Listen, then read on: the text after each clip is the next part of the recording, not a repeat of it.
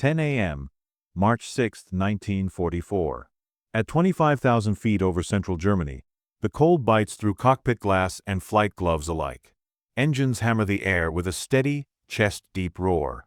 Oxygen masks hiss softly with every breath.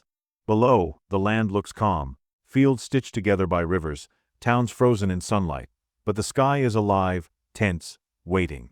Then the waiting breaks. From beneath the wings of American fighters, metal shapes suddenly fall away, spinning, flashing once, then vanishing toward the earth.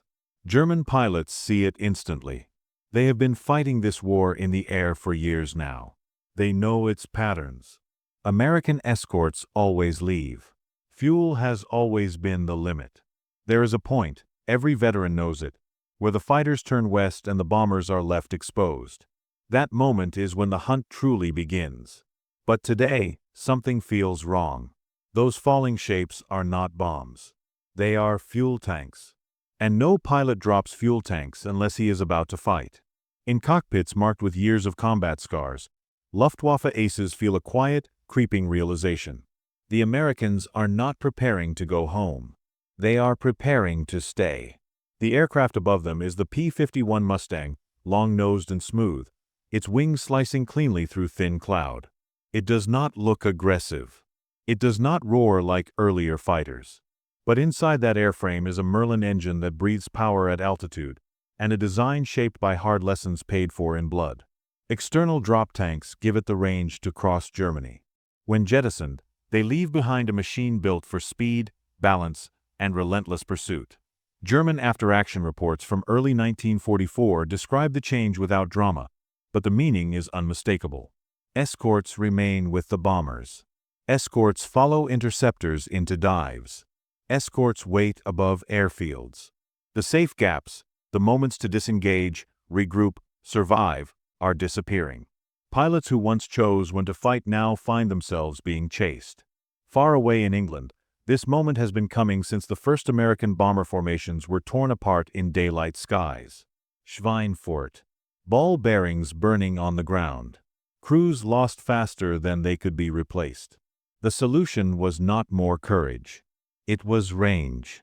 And range changed everything. As the tanks fall away beneath the Mustangs, gravity carries more than metal downward.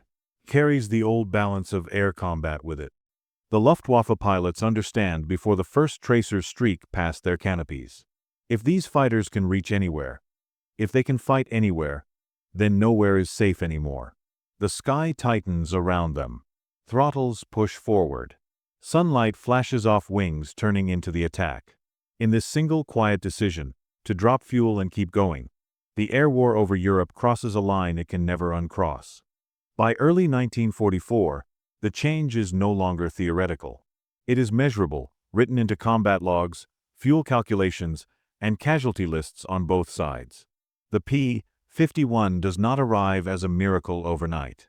It arrives as pressure, constant, suffocating pressure, applied day after day. German pilots feel it first in the climb. Scrambling from cold, scarred airfields, engines straining as they race upward toward contrails, they expect the usual rhythm. Brief contact with escorts, then clear air once the Americans turn back. Instead, Mustangs are already there, high and waiting. Not weaving nervously, not defensive. They circle calmly, conserving energy, watching. That alone is unsettling. A fighter that does not rush is a fighter that is confident. The technical reason is simple and devastating.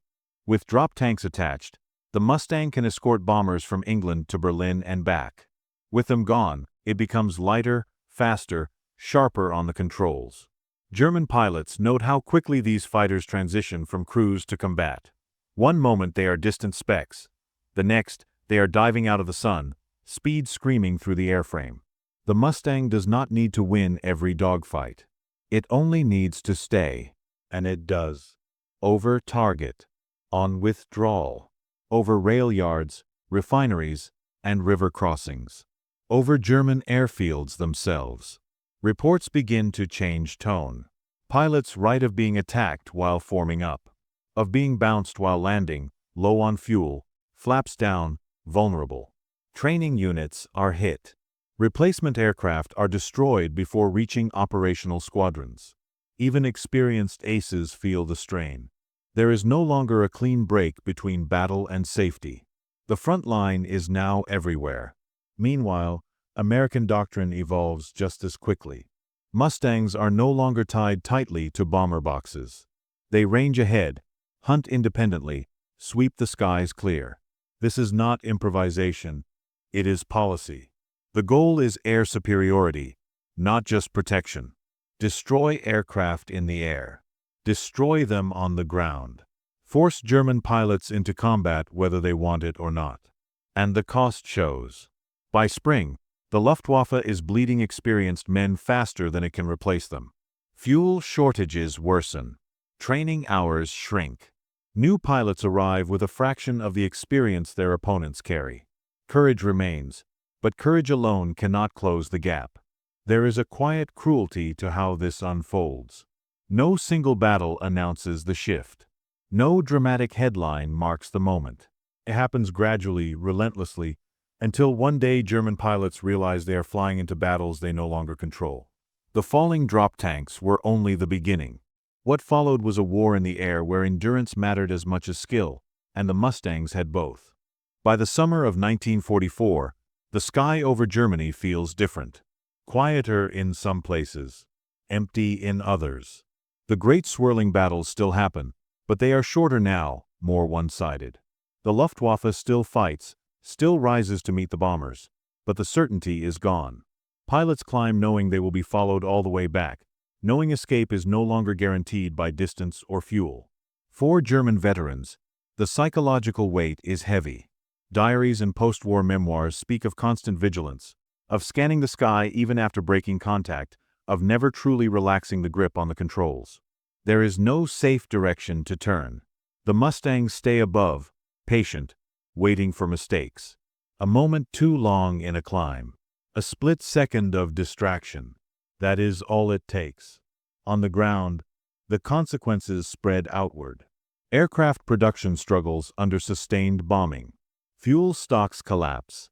Airfields become dangerous places, watched from above. Pilots are lost not only in combat but during training and transit, intercepted before they ever reach a formation.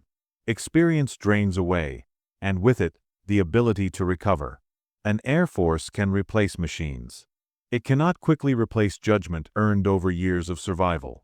For the Americans, the Mustang becomes more than a fighter. It becomes a symbol of a hard-earned lesson. Technology alone is not enough, but the right technology, used decisively, can reshape an entire war. The P-51 does not win the air war by itself. It works alongside radar, logistics, mass production, and overwhelming numbers. But it provides the missing piece, the freedom to go anywhere, stay anywhere, and fight anywhere. By the time Allied troops land in Normandy, air superiority is no longer in question. The skies belong to the Allies, not because German pilots lacked courage, but because the rules of endurance have changed. The moment those drop tanks fell, the Luftwaffe lost the one advantage it could no longer defend against: distance.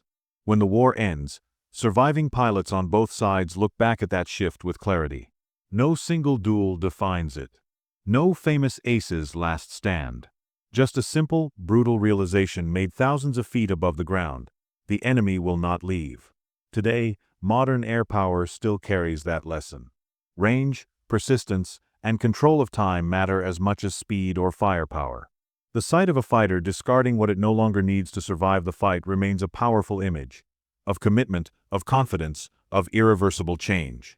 And if you listen closely, in the hiss of oxygen masks and the fading echo of engines, you can almost hear that moment of understanding in the German cockpits. When the tanks fell away, the war in the air fell with them.